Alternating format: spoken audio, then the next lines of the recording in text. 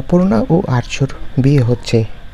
কি কি চমক আসছে বিস্তারিত জানতে ভিডিওটি দেখুন। জি বাংলার চিরদিনই তুমি যে আমারে, এবার আসছে বিস্ফোরক টুইস্ট।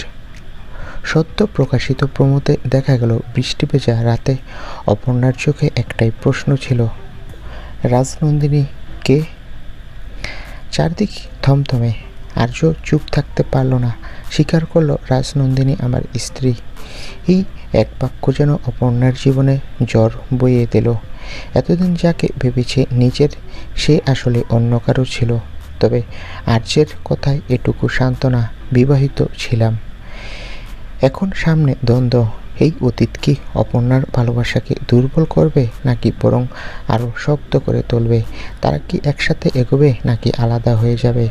নতুন ট্র্যাক নিয়ে দর্শকদের উত্তেজনা তুঙ্গে, আর এই কাহিনী নিয়ে সোশ্যাল মিডিয়ায় শুরু হয়ে গেছে জোর আলোচনা।